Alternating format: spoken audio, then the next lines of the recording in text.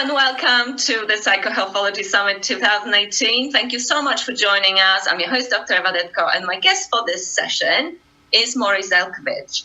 Maury is the first and only brainwave entrainment engineer out there. He's a creator of the Maury method, which is a specially designed audio recording system that incorporates brainwave entrainment as well as other audio or neural technologies.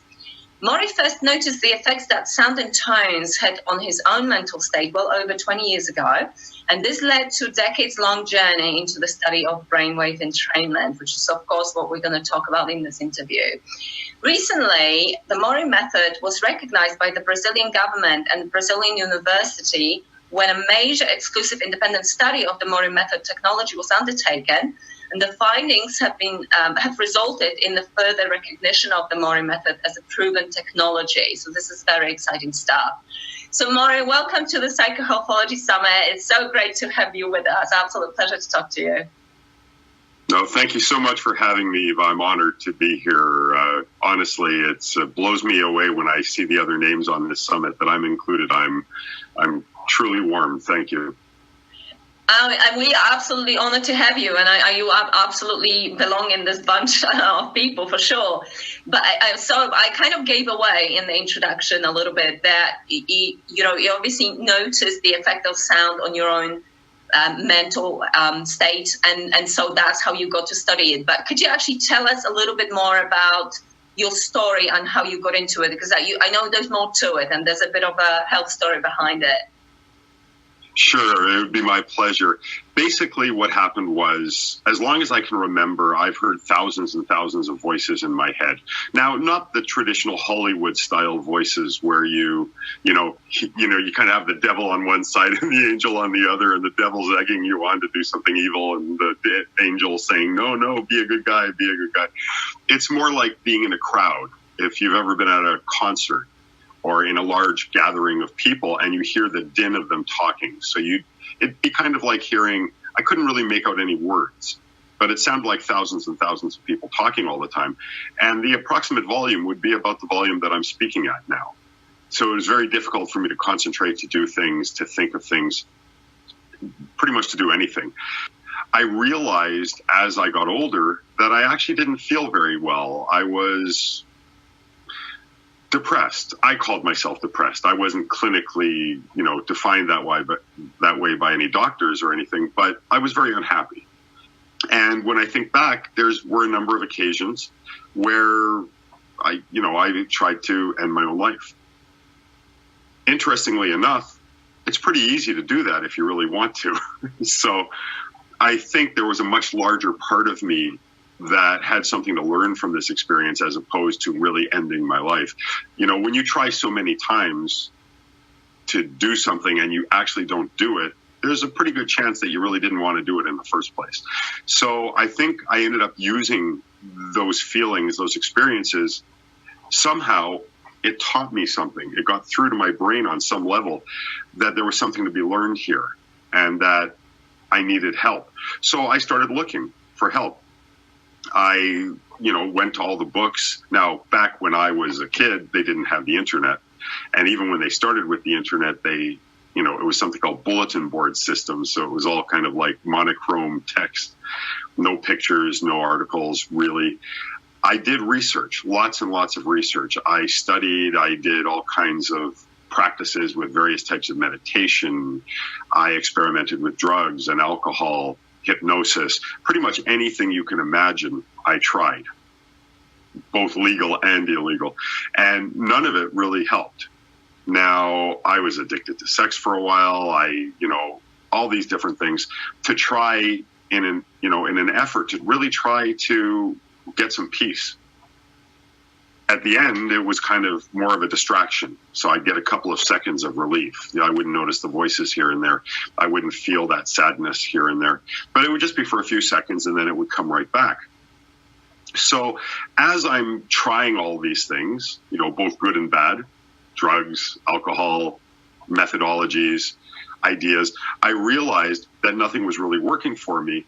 But two factors made sense to me. One was, none of these, even though they didn't work for me, were bad or failures. They were learning experiences. They were things that, even though they didn't help me get out of my poor thinking, they did allow me to learn something. And I pieced together through all of these, I pieced together something that's now known as the Mori method. Now, I didn't name that before anyone thinks that I have a massive ego. So it was named for me, and I didn't even want it to be that, but they said it made it more personal for people, so I went along with it. But essentially, what the Mori method is, it's kind of like putting together pieces of a puzzle, and it's constantly growing and changing and evolving. So I'm always adding to it. You know, just because it works for me at one point doesn't mean it can't work better. And the other thing was, I learned that as I was developing it, it actually could help others too. It's one of those really powerful stories that luckily actually ended up giving you purpose. So luckily it ended well rather than badly. And actually, yeah, I mean, a lot of people relate to that. That, you know, they go through a lot of suffering and a lot of, whether it's mental, emotional, or otherwise, hardship. But when it turns into purpose, it's sort of, you look back on it and it's almost been worthwhile, hasn't it, to go through that? Oh, it has. And I'm actually great. You're right. I'm totally grateful for all of that so-called pain and anguish and depression and sadness and everything. I'm totally grateful for it all. Without it, I wouldn't be the person I am today. And I'm thrilled with who I am today. Don't get me wrong. I'm a work in progress. I think we're all a work in progress. So even though I'm so much better than I was, I'm not so cocky as to think that, oh, I'm wonderful, I'm cured, I'm everything, nothing can touch me now. No, I actually know better than that. I know that if I'm not careful, if I'm not vigilant, if I don't continue to practice what I practice to get me out of the depression, to get me out of the sadness, that it could come back. And I don't want that. So I am very strong and dedicated in using the technology that I've developed to keep myself level, to keep myself honest, to make sure I don't get too overconfident. It's like dislocating a bone, which I've done a million times too. Once it happens the first time, you're more prone to it. So you should never get so confident that you need to stop the work that got you better. And for me, it was the brainwave entrainment and the systems that I developed that got me better. Interestingly enough, when I started getting better, a lot of people around me started saying, you know, Maury, there's something very different about you. You know, you don't seem to have that dark cloud like in the old Peanuts. I don't know if any of you know the Charlie Brown cartoons, but there's this one guy, I think Linus or something, there's this dark cloud that follows him everywhere he goes. And, you know, they more or less said, you don't have this. What's going on? You know, have you seen a doctor? Which I did. I saw a few psychologists and they all said, you're coping really well. I didn't see a reason why I had to cope, though. So that's another reason that motivated me to use all this knowledge I was gathering from other sources to kind of mold together into the Mori method. One of the things I learned when I was reading, and I'm not going to mention names, but there's a lot of big self-improvement names out there that have been out there for years. I'd get my hopes up, and then nothing would happen. You know, you kind of read a book, you feel good, and then as soon as the book's over, that's it. You're back downhill again.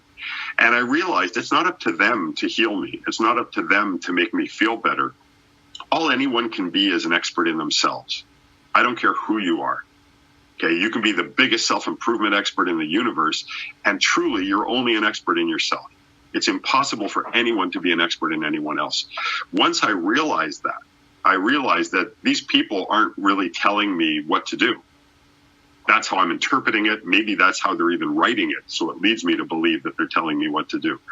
But in reality, they're giving me a methodology that I need to take into myself. I need to reinterpret it within my own experience and then act on that reinterpretation. That's what can work. So when I designed my recordings and my systems, that's exactly how they're designed. They are designed as a guide, but they're not designed in that they can help you specifically. They are a tool that if you use it properly, you can use to help yourself. That was the real trick. I was always looking without for the answer. I was looking for someone to give me an answer. I was looking for someone to give me help, to tell me what I needed to do. And I never got help. And I was always disappointed in all these, again, big names, the little names, any names. I was disappointed in everybody because they weren't helping me. And then I realized that's because I'm asking someone to do something that isn't their responsibility. It's my responsibility to help myself. And when I realized that, I started seeing things that I didn't see before. It's interesting how our belief systems can actually blind us to things as much as they can open our eyes to things. And we think the world is a certain way. For instance, I believed money was evil. Funny enough, I never had money. Right? I didn't want to be perceived as evil, so I never had money.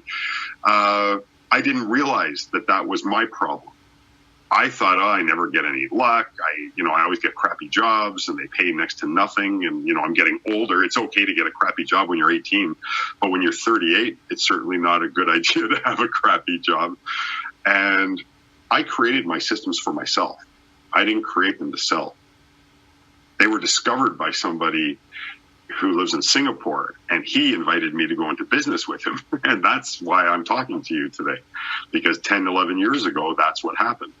But from my perspective, it had to be coming from within, because when people are helped, literally they're helping themselves. Now, I know I'm being incredibly verbose, but there's a little story that I just want to bring up to kind of visualize this for people out there, because it really helped me. Let's say 3 people own a house. Each of them own 3 different houses on the same block. And I give each of you a big pile of wood, a big pile, couple of tins of stain, nails and hammers and saws and blueprints and all the stuff you need to build a gorgeous deck or a gorgeous gazebo or a gorgeous hot tub, right? Whatever you want to build. And I come back 3 months later. Now it's the end of the summer. And I look to see what you've done. And one of you has built an absolutely stunning deck out of all the materials that I left. The other one is half done the hot tub. They're still, it's not quite finished. It's not ready to be used. And the third person has this giant pile of wood that beavers are now living in because it's this big pile of wood. So animals have moved in there and it's their home now. The moral of the story is, anyone can give you anything you need to accomplish whatever you want. But ultimately, it's your responsibility to take what you're given and do something with it. If you wrote down every single thing you ever did to be successful, okay, to be healthy, to be successful, everything, and I followed it step by step, it wouldn't work for me because I'm not you. I mean, there's so many differences. There's no way that you can write out a blueprint for me. But you can inspire me to write my own blueprint. And when I realized that, everything started to change for me. I started to create these recordings. Finally, I was getting a few minutes of peace. It actually scared me the first time that I listened and I didn't hear the voices. You kind of get comfortable with the pain you have. Excellent. No, there's some absolutely excellent points there. So very true. Absolutely right. So let's just give a brief summary to start off with. What is the Mori method, and also the specific benefits that people can get out of using it, because obviously that's going to be of interest. Sure. Okay. The Mori method is specifically a series of stimulation. It's different recordings. Audio at the moment. I am adding a video aspect at some point in the near future. But audio, to begin with, it takes advantage of your brain's natural processes. There's something called the frequency following response. If anyone's ever listened to a song they like and they catch themselves doing this or clapping or snapping their fingers or tapping their feet, that's, and they realize, well, I wasn't doing this consciously, that's entrainment. Now, when your brain gets entrained, it's the same idea, because you have a certain pulsed frequency. It might be like pop, pop, pop, pop, pop, pop, pop, pop, pop, pop, pop, pop. And your brain, through the auditory nerve, gets a signal on, off, on, off, on, off. If it's within a specific range, your neurons, which are your brain cells, will pulse at those frequencies as well. The interesting thing is that when your neurons pulse at specific frequencies, they release different chemistry. And it's this chemistry that allows you to feel the way you feel. It allows you to think the way you think. So if you're interested in this conversation and you're listening carefully, you've made a decision, believe it or not, unconsciously in most cases, that, wow, this is kind of interesting to me. I'm going to listen really intently. This is cool. Now, that feeling of interest, the feeling of talk, say more, I want to learn more, that feeling is something that you decided to feel. And when you decided to feel it, your brain created chemistry that allows you to feel that emotion. That feeling, literally feeling that you have, is not an instinct. It is a creation of your mind, which creates chemistry that allows you to feel that way. If you're bored and going, oh, I wish you'd get on to the next guy already, then you've also made that decision. And the feeling of bored and being bored and restless because, okay, when is this ending already? You know, that feeling is also a decision that you make. And often these decisions are made that quick. And you might have 1,000 different processes, 1,000 little decisions that are made in that same time period, that same snap of the finger, that same nanosecond. But ultimately, it's a matter of a neurochemical process. So you have something called the frequency following response. So if I have a signal that I'm sending to your brain through your ears that's going ba, ba, ba, ba, ba, well, then your ear is transmitting that signal through the auditory nerve to the brain. The brain then senses the vibration on, off, on, off, on, off. And depending on the frequency, your neurons can follow that. So whatever the dominance frequency you have would start following the actual frequency that I'm sending to your brain, which then changes your neurochemistry, which then naturally changes how you think. As I was listening to my recordings, as I was developing them, I was noticing things changing without me actually doing anything other than lying down, closing my eyes, putting on these stereo headphones, and having these pulsed tones. It may actually be useful for people in case people are not familiar with brainwave patterns. Could you actually just explain about the frequencies? Because I think that could be useful sort of foundation to understanding more of the science of, you know, what we're covering here. Sure. Well, that's the exact thing. This sounds like pseudoscience, but it's actually legitimate science. There's various brainwave frequencies that can be dominant in the brain at any time. One thing I want to clarify is that I'm sure most of us, whether we understand what they are or not, know or have heard at least of beta, alpha, theta, delta, and if you've been reading more recently, gamma, which are the 5 primary brain states, if you will. Your brain is constantly in all states, delta, you know, all these states, all the time. Even when you're wide awake, you have delta frequencies in your brain. Even when you're fast asleep, you have beta frequencies in your brain. We're talking dominant frequencies.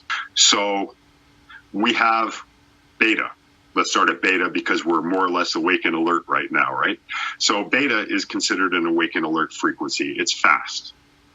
Okay, it can be pulsing anywhere from, say, well, depending on who you're talking to, say 12 times a second all the way up to, say, 30, 28, 30, 35, almost 40 times per second. That's your neurons pulsing really, really quick. You're awake, you're alert, you're aware of your surroundings. The next frequency down, and again, when we're talking frequencies, a lot of people think, you know, high pitches or low pitches. I'm talking pulses per second because that's how the brain reacts to these frequencies. So the next one down the line would be alpha. And alpha is considered to be a nice relaxed state. A lot of meditators try to get there. Interestingly enough, one of the reasons why we close our eyes when we go to sleep is because it quietens the brain and it actually takes you into the alpha state. So if you're not driving right now, listening or watching this, and you want to try a little experiment, just pay attention to how your head feels, how your body feels for a couple of seconds, and then close your eyes and pay attention, and you'll notice a change. You'll notice a shift. That's why we close our eyes. It helps to get us prepared for sleep by slowing down our brainwave activity into the alpha state. From the alpha state, we go into theta. Again, I'm talking dominant frequencies. So theta, interestingly enough, is one of the best states for learning. And the reason why theta is one of the best states for learning is because it creates a neurochemical called LTP. LTP stands for long-term potentiation. It's a hormone that allows for the formation of memories. Without it, goes one in the old thing my mom used to tell me, in one ear and out the other. But with theta and LTP, you can actually create memory pathways, which is really, really interesting. So theta would be a deeper state. Theta also tends to be where you dream, rapid eye movement, REM sleep. So the next one down from theta would then be delta. And delta would be deep restorative sleep. Delta has been conceived of as responsible for helping to clean out protein in the brain, which is a large aspect in cognitive disorders, the buildup of protein, specifically in things like Alzheimer's. And it also is where we emotionally and physically heal. One of my theories is that one of the reasons why elderly people don't tend to heal as quickly as the young isn't because they're older, it's because they don't get enough delta sleep. As a matter of fact, most people as they age, their delta sleep gets shorter and shorter and shorter. Most of us have a sleep cycle that usually goes between 4 and 6 or 7 times through. The first sleep cycle tends to be the longest at about 90 minutes, and then it gets shorter and shorter and shorter as the night progresses. Usually the last 2 or 3 cycles, if someone's having, say, 7, doesn't even have delta as a component. So delta is very, very, very important in your sleep process. If you notice you go to bed at night at a reasonable hour, you sleep 5 or 6 or 7 hours, you wake up and you're totally beat. You need that cup of coffee in the morning to get going. You need that shower. It takes you a while to shake out the cobwebs. That's because you don't have enough delta sleep. You're not getting good quality sleep. In my opinion, unless you have a severe disorder, you don't really need to go to a sleep study place and spend thousands of dollars to get your sleep analyzed to see if you're having good or bad sleep. If you wake up and you're feeling good, you're getting good sleep. If you wake up and you're feeling poor, you're not getting good sleep. Now, on the other end of the spectrum, the high end of the spectrum, we have gamma. And gamma is 40 hertz and above, really fast. It's associated with high states of learning as well. So those are the major brain states, keeping in mind that they are never exclusive of each other. There's always various regions of the brain pulsing at different frequencies, and we need that. We definitely need that. We have 2 hemispheres in our brain. So an interesting aspect of how we perceive things is the right side of your eyes sends information to the left hemisphere. The left side of the eyes sends information to the right hemisphere. Same thing with the ear. The left ear sends information to the right hemisphere and the right ear to the left hemisphere. So when we understand perception and we understand stimulation and how they interact with each other, we can work to help reprogram, if you will, how the brain operates. In my case, I was very sad. I was depressed all the time. Turns out, by changing my brainwave activity, it changed my outlook, it changed my mood, it changed everything. And I believe that all of us can benefit, whether we're sad, whether we're depressed, whether we're happy. We can always be better. The brain is a muscle, just like any other muscle. You can't see it flex, but boy, does it flex. And it's maybe the strongest muscle you have. A lot of people go to health clubs and take care of their bodies. They do nothing about their brains, and that's sad. That's really sad, because to get the most out of life, you need a holistic approach. Take care of your whole self. Don't just take care of one aspect of yourself. And whether you're reading a book, whether you're using a system of mine or somebody else's, use it with the intention that you are the one in control. The fact that you're even using it makes you the one responsible for any benefits you get too. When was the last time you thanked whoever invented the hammer? Do you even know who invented a hammer? Or who invented the toothbrush? Or who invented this or who invented that? We don't know. But if you use a toothbrush right, you'll have nice teeth for the rest of your life. Likely have nice teeth for the rest of your life. Just having the toothbrush isn't enough. You need to use it and use it properly. The minute you use something and use it properly, you are taking credit, and you need to take credit for it yourself. If taking a walk in nature clears your head, it won't actually clear your head until you make the decision to get up and take that walk. So it's really important for me that people understand that you already have everything you need already, right now. Regardless of where you are in life, regardless of how you feel about your life, you have everything you need right now. The understanding of this and the awareness of it is 90% of the battle. After that, it's just using what you have, and you'll see the differences. Yeah, that's awesome. And a great explanation. I really love that. And I love your analogies. So I'm keen to give people more information about, for those who may actually be familiar with other brainwave entrainment methods, maybe they may have heard of binaural beats and stuff like that, how your method differs from that. So it's very simple to use properly engineered entrainment. More or less, you lie down or you sit with head support. You close your eyes, you put on stereo headphones, and comfortable volume. That's really it. There's no specific equipment you need. As a matter of fact, headphones, a lot of people have said, oh, Maury, do I need Sennheiser headphones or Bose headphones? No, you can go to any cheap store and buy a cheap pair of headphones, as long as they don't distort. I have lots of people who have $10 headphones, and they do exactly the right thing. Now, it's important to remember you need over-the-ear headphones. They can't be earbuds, because sound really doesn't exist. Sound is it's something made up. Our brain translates vibration patterns into sound, or what we perceive of as sound. So you're hearing my voice, or you think you're hearing my voice, but you're not actually hearing my voice. In reality, you're being exposed to vibratory patterns, which your brain is translating into something that you're calling my voice. If we could do a recording of what you're hearing and what everyone else is hearing right now, their recordings of my voice would all be subtly different, because their brain will have its own unique interpretation of what my voice sounds like to them. And again, sound is a creation. If a tree falls in the woods and no one's there to hear it, does it make a noise? The answer is no, it does not make a noise. If someone is there to hear it, does it make a noise? No, it does not make a noise. It makes vibration. And if someone is there to experience the vibration, their brain may translate that into something we call noise. But nothing makes noise at all. So the pulse tones, even though you're going to hear them and they might sound like ba, ba, ba, ba, ba, you're not actually hearing that. It's the vibratory pattern. When you use earbuds, the surface, the membrane that's vibrating or causing a vibratory pattern is so small that the power of the tone, the power of the signal, is greatly reduced, and you get almost no effect. When you have over-the-ear headphones, the membrane is much larger. Usually it's approximately the size of your ear, maybe even a little larger. That vibratory pattern is much more powerful. So in your head, it's going to sound the same, but the effect is going to be very, very different. So now, as far as brainwave entrainment itself, you mentioned binaural beats. I don't believe in binaural beats.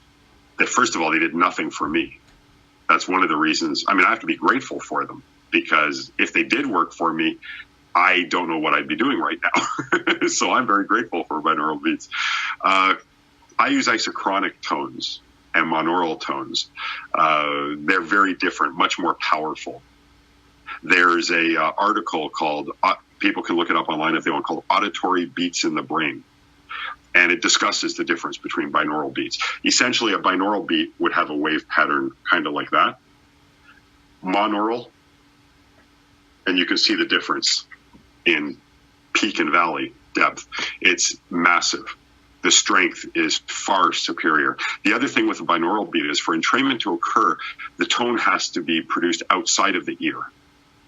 When you listen to a binaural beat, you have to use stereo headphones. And I said stereo also, I'll explain that in a moment. But with binaural beats, you have the two headphones on, the two cups, and you'll hear ba, ba, ba, ba, ba. But if you take one headphone away, you'll hear, and if you put this one back and take this one away, you hear, two slightly different tones. The difference in frequency gets produced as a pulsed sound within the brain. But for proper entrainment to occur, for real entrainment to occur, the sound has to occur outside of the brain. Now, binaural beats are okay for diagnosing certain anomalies in the brain. Let's say the left and right hemisphere aren't communicating properly. People who have that kind of an issue won't hear a pulse tone with binaural beats. But just because you, quote unquote, are hearing a tone doesn't mean you're getting any effect from that tone. You do get certain things like disassociation. Disassociation is valuable. It's quite good, actually. It's relaxing. It helps you to, disassociate, if you will, from whatever it might be that's stressing you out. And that's valuable. So I'm not, poo-pooing binaural beats. But from a entrainment aspect, they're really not very effective. That's why I use the monaural and the isochronic tones. Now, there's a lot of other things that I do, what they say under the hood, that you don't perceive. There's various embedded frequencies. For instance, I have a background noise that sounds like a relative of pink noise. Kind of sounds like shh in the background. Some people will hear it like a helicopter. They go shh, shh, shh, shh, shh. That's the ear recovering from the pulse tone. It actually is a solid shh sound. But if your ear can't recover fast enough from the presentation of the tone and then the silence and another presentation, you'll hear it like a kind of like a helicopter blade. But to your brain, that's just your perception. That's not what's happening in your brain. So I add frequencies. That is a pattern of over 600 different frequencies that I've overlaid on top of each other that are specifically designed to help augment the effects of the entrainment, as well as to cancel out external noises that might get in the way of the entrainment. A lot of people put music in with their tones and other sounds, and these actually get in the way of entrainment, especially if they're not properly engineered. So there's a lot of things that I do. I've had people who have taken my recordings and they've added their own voice to it using software online or Adobe Audition or something. And then they get back to me and they say, Maury, what did I do wrong? I don't get the same effect that I got before. And that's because I use special algorithms when I'm creating my recordings that include embedded frequencies and other techniques that make these recordings more powerful when they're used properly. Yeah, that's very interesting because actually binaural beats didn't do anything for me either. I tried it years ago. I actually couldn't stand listening to it for starters. But even with persevering for a little bit, it didn't do anything other than I found it extremely irritating for some reason. Right. Yeah, that can happen. But there are people who benefit, often someone will ask me, privately, they'll ask me, Maury, I'm using, product X. And, how's it different from yours? Why is yours better? Is yours better? The first question I'll have for them is, well, you tell me, what effect is it having for you? What benefits are you getting? Chances are they're not satisfied with the effects. Otherwise, they wouldn't be talking to me. Why would they even be looking for an alternative if what they're using is wonderful? But I'm not saying that to them. I'm asking them, what are the effects that you're getting? If someone is getting good effects, I will tell them keep doing it. Because I know the science behind it, and I could explain to them why what they're feeling is probably placebo. But you know what? Placebo has cured cancer. Placebo has cured horrible diseases. So who am I to science someone out of believing something that's making a positive difference in their life? I don't want to do that. I want you to feel better. If something is helping someone, then you know what? Who cares what science says? I came from a super dark place. Super, super dark place. I don't care what you do that helps you get out of that place, as long as it doesn't hurt other people. Awesome. So I actually wanted to ask you, people use the Maury method and they will obviously come back to you with feedback. And so people will report the whole host of different benefits, I'm sure. But do you actually find that overall, that may or may not be true, I'm just wondering, that people perhaps will see greater benefits if they have, let's just say, sort of more work to do on themselves rather than somebody who's already done a lot of work and maybe they actually feel generally okay? It's a perception. That's all it is. Someone who is, quote unquote, suffering or going through a harder time is looking for changes more than someone who's just, hey, this is cool, I want to experiment with this and see what happens. So the more you're looking, the more you see. The more you see good things in life, the more good things you will experience in life. The more you see negatives or look for negatives, the more negatives you're going to see. It's totally a perception deal. I've had some people who call me up and don't notice a thing. And they're asking, what are they doing wrong or whatever? And then within half an hour of talking with them, they've told me 5 or 6 changes that are benefits, positive changes that have happened, but they didn't recognize them as that. You know, one of the problems is people ask me, what are the benefits you get? And you asked me that question, and you'll notice I kind of skirted around it. I really didn't give you any answer. And there was a reason for that, but apparently you're not going to let me off the hook, so I have no choice. All right. So people can notice pretty much anything. Usually people notice what they need, not necessarily what they think they need. This is a problem. We will go through our lives with a goal. I want to be a millionaire because that'll make me happy. So I'm a millionaire now after 5 years or 10 years of trying, and I'm still not happy. Well, maybe I need $10 million. Okay, so now I'm going to spend another 10 years. So now we're up to 15 years, and I have now $15 million or so in the bank, and I'm still not happy. Well, maybe I need 25. So, you know, this goes on and on and on. We don't realize what we really need. We need to pay attention internally to what makes us feel good and what makes us happy. That will tell you what your real intention is. That'll tell you what you really need or want. We need to pay attention internally. It's like I was saying before, I was always looking for my answers on the outside. Well, the answer to that question is on the inside too. So the reason I don't like saying what you can get, now a lot of people, for instance, I get a lot of seniors who have memory increases. I get a lot of people who are looking for better relationships, finding that they listen more. You know, they're more attentive to their partner or to the people they're dating. But again, I don't like saying, you know, your brain is responsible for everything. Your brain is the main housing section of your mind. Also your heart, also your gut. Funny enough, your heart has neurons in it, brain cells. So does your gut.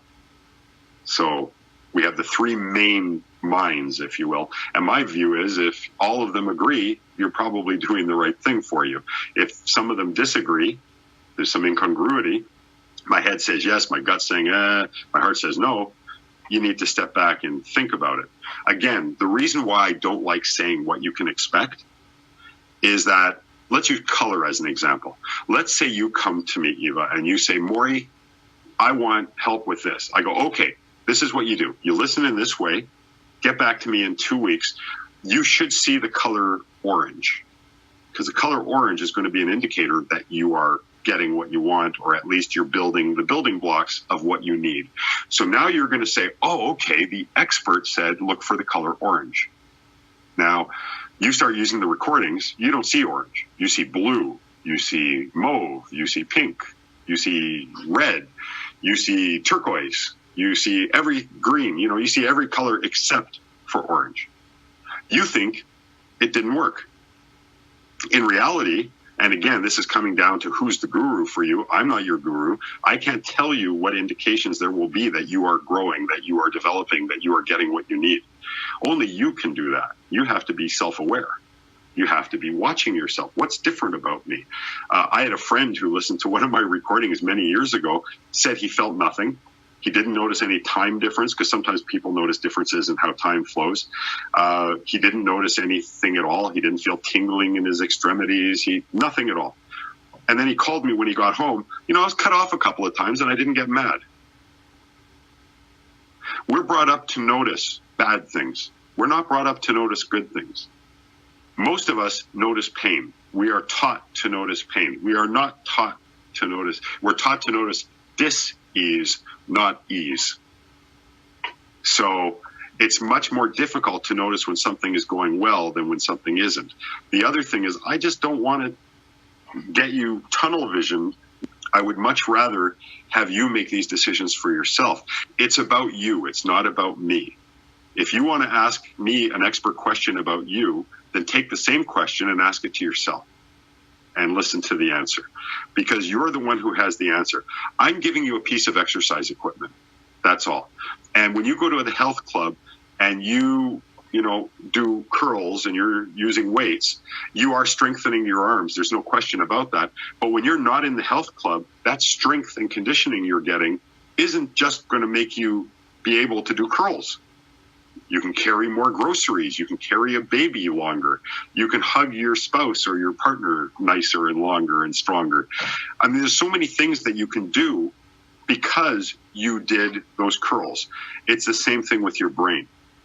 Each person will tend to get what they need. That's one of the beautiful things with entrainment, and that's why I fell in love with it, and that's why it saved me, because it allowed my inner self, not the stupid self that was worried all the time and fearful all the time and angry all the time and depressed all the time, but my true being, to take control back. That's why I told you earlier that I didn't do anything special. I just listened. And I didn't even listen. It was there. You know, I wasn't paying attention to it. It was just there. It was having its effect on me. You know, all my negative thinking created negative chemistry, which then created more negative thinking and more negative chemistry. And this just goes on and on in a vicious circle. I couldn't change it. I couldn't change those negative thoughts. I'd read all these positive ideas and how to do them and how to think about them. And I would always fail. And it got me even more down, even more depressed, and even more sad. And then it hit me. Wait a minute. I can't change. I know that I need to change my thoughts because my thoughts are creating this chemistry. This was my theory, right? The thoughts are creating the chemistry, which then creates more negative thoughts and on and on. But I couldn't change my thoughts. I tried so hard to change my thoughts, and it just got worse and worse and worse. And then it hit me. Okay, the negative thought creates the negative chemistry. And then that chemistry creates more negative thoughts. I can't change the thoughts. Can I change the chemistry? And that's where brainwave entrainment came in. It subtly helped me to change the chemistry, and that naturally changed my thoughts. Let's say we were friends back then and you really cared about me and you wanted to help me. You'd be going, blah, blah, blah, blah, blah, blah, blah, blah, blah, blah, blah, Maury. Blah, blah, blah, blah, blah. That's what I would hear. How could you possibly understand what it's like to wake up every morning and want to see a mushroom cloud? There's no way. And I knew that. So I wouldn't really be paying attention when you're talking. I would hear blah, blah, blah, like the Simpsons dog when it's showing the perspective and the dog's just hearing blah, blah, blah. That's what I was hearing. But as I started using this technology, you would be talking and I started hearing more and more of your words. I wasn't trying to. I wasn't making a conscious effort to. It just happened. The human brain, the human mind is an incredibly powerful, wonderful part of us. And when we start to understand how it works, and believe me, I don't understand how it works, but I understand enough of how it works that what I do seems to be making a difference. I love hearing back from a client or a customer with the smallest benefit with the most gigantic benefit. It doesn't matter. Any subtle change at all makes all the difference in the world. Yeah, it's a good explanation, and I totally appreciate your approach. The reason I was pressing you for benefits is because that's what the first thing that people want to know is, right, you know, if I use it, what do I get out of it? In a nutshell, because I'll actually answer the question now that I've prefaced it, okay? You'll get whatever you need as long as you don't distract yourself with what you think you need. Because what you think you need is really probably just some pre-programmed nonsense that society has taught you, commercials have taught you, marketing has taught you.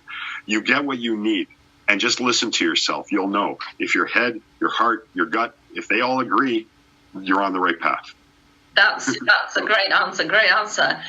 But I wanted to ask you specifically about the Quantum Mind Power, which is your signature program, as you said to me before, that you have developed. Just tell us a little bit more about this specific program.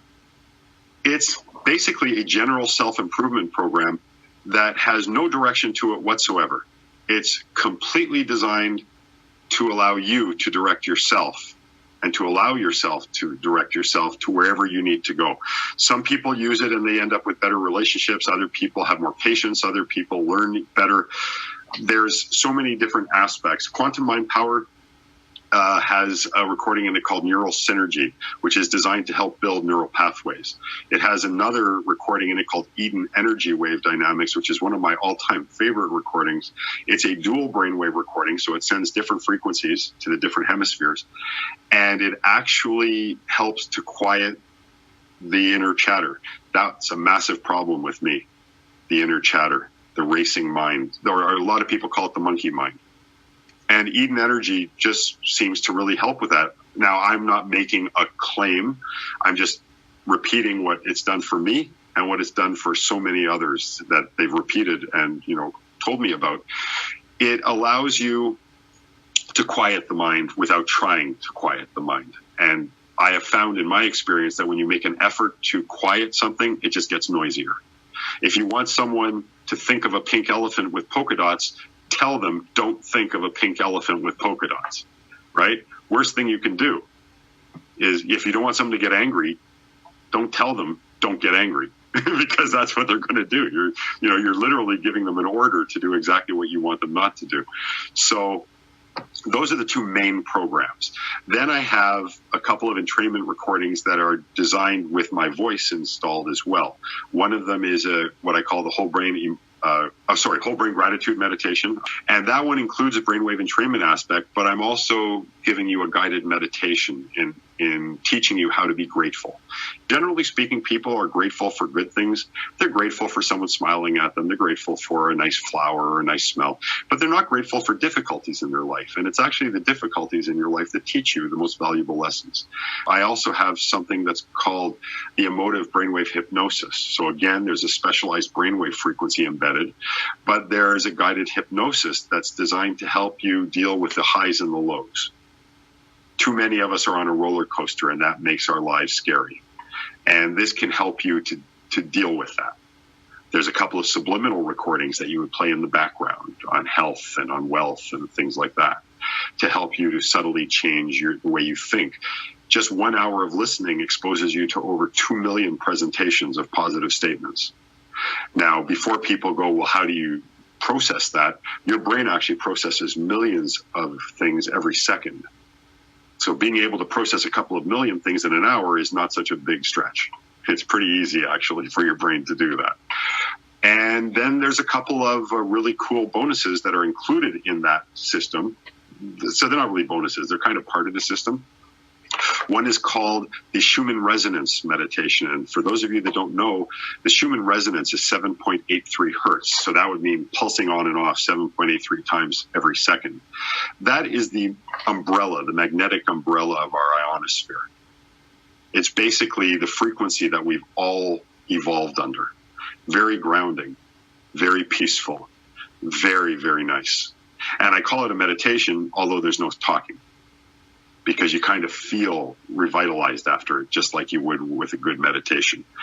And then maybe one of the best programs is called Good Night Sleep Well. I spoke earlier about the importance of sleeping well.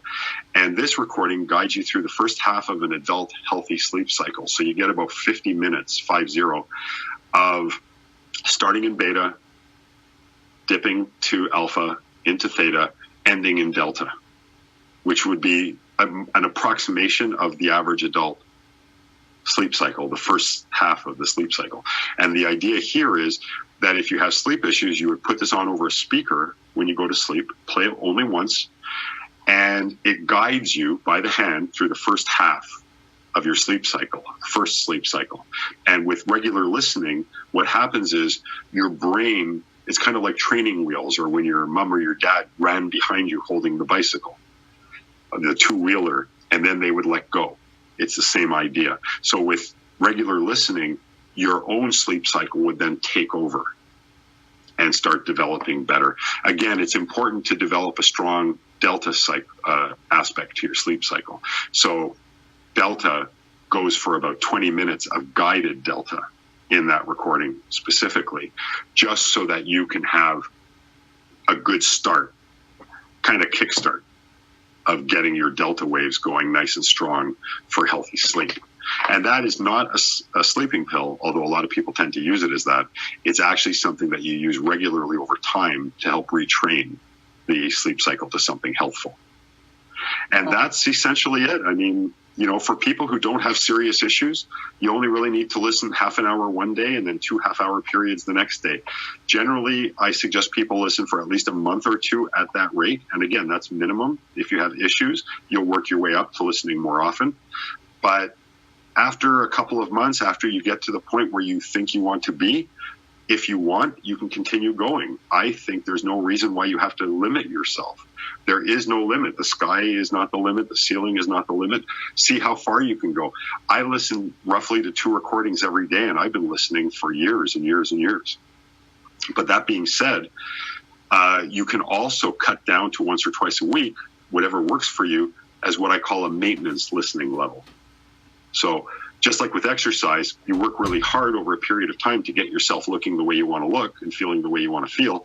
After that, to maintain that, you don't necessarily have to keep going at the same rate. You can cut it back. As long as you're still regular about your exercise, you don't have to do it as much to maintain those results. It's the same thing with your brain. Excellent. Yeah, that's actually brilliant, talking us through all of those options. That's really cool. So, I just wanted to thank you so much for bringing all this expertise here and actually sharing it with everybody, because this is massive and it could be really transformational for people. So that's why I was really keen to spread your message further. And so, and just thank you generally for your honesty and for your expertise and for everything that you have shared. And before we finish, is there anything else that you wanted to add to what we already said? As a final thought, well, first of all, I want to thank you very much for having me. This has been a real pleasure. I honestly hope that people understand that the real power is them and they already have everything they need. And for my final thought, I would just remind people that happiness is a choice, whatever happiness means to you. And if you make that choice, if you make the conscious choice to be happy, you'll be surprised how many things are happening around you right now that can inspire you and help you to be happy, regardless of, again, where you are, what you're going through. It's amazing when we focus on something, how much of it we see. And that's not just negative, that's positive too. So I encourage you all, if you're going left and not happy, to turn right. That's a fantastic message to finish up on. That's really great. Great to have you with us. Such an exciting conversation, exciting concept, exciting technology. I really encourage people to research this more. And of course, we'll be pointing towards your website and the resources. So thank you so much again. It's really, really appreciated. We all appreciate you so much. Thank you, Maury. Thank you. And I appreciate all of you too. Thank you so much for having me. Thank you very much for watching. If you enjoyed this interview and if you'd like a lifetime access to all of the interviews as well as some fantastic exclusive bonuses,